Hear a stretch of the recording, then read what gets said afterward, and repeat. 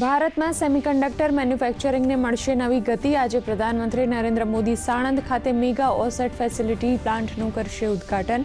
વિજ્ઞાન અને ટેકનોલોજી મંત્રીએ કહ્યું, ટેકનોલોજી અને હાઈટેક મેન્યુફેક્ચરિંગમાં ગુજરાત દેશને આપશે નવી લીડરશિપ।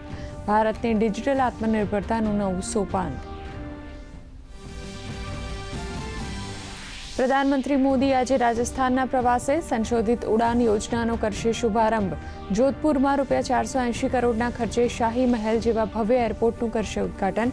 પશ્ચિમી રાજસ્થાનના વિકાસને મળશે નવી ગતિ।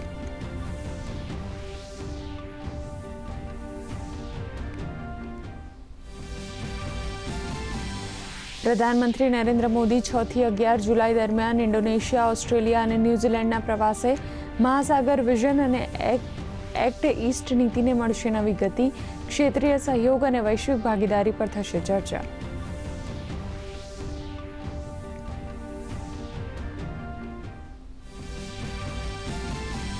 ગુજરાત સરકારનો ખેડૂત હિતલક્ષી નિર્ણય। જંત્રીને બદલે હવે બજાર ભાવના બમણા દરે વીજ ટાવર અને લાઇનનું ચૂકવાશે વળતર। જમીનની વાસ્તવિક બજાર કિંમત નક્કી કરવા MRCની કરાશે રચના। અગાઉ 3 તબક્કામાં ચૂકવણાના બદલે એક સાથે શરૂઆતમાં જ 100% વળતરની થશે ચૂકવણી।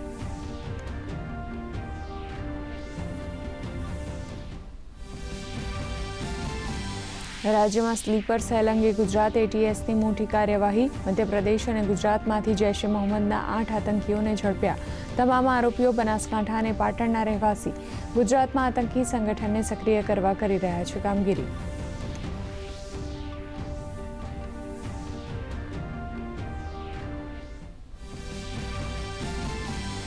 દક્ષિણ ગુજરાત અને સૌરાષ્ટ્રમાં મેઘરાજાની ધબધબાટી। 12 કલાકમાં માંગરોળમાં 22.24 ઇંચ વરસાદથી જનજીવન પ્રભાવિત। માળિયા હાટીનામાં 14 ઇંચ વરસાદથી પાણી ભરાવ। વરસાદથી રાજ્યના અનેક જિલ્લાઓને અસર। અમદાવાદ અને પાટણમાં પણ મેઘરાજાની થઈ એન્ટ્રી।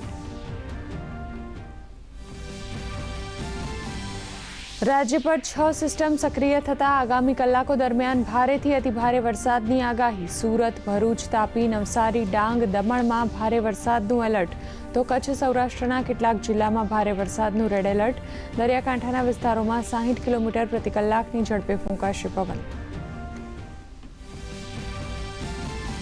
દેશના મહત્તમ ભાગોમાં દક્ષિણ પશ્ચિમ ચોમાસું સક્રિય। ગુજરાત, કોંકણ, ગોવા, મધ્ય મહારાષ્ટ્ર, ઓડિશા અને પશ્ચિમી મધ્યપ્રદેશમાં વરસાદનું રેડ એલર્ટ।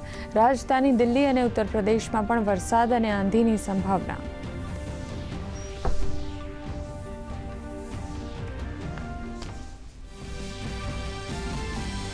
ભીષણ ગરમીના પ્રકોપથી યુરોપમાં હાહાકાર। ફ્રાન્સમાં રેકોર્ડ બ્રેક ગરમીના કારણે 22 થી 28 જૂન દરમિયાન લગભગ 9,000 લોકોના થયા મોત। ફ્રાન્સના ઇતિહાસમાં સૌથી વધુ ગરમી।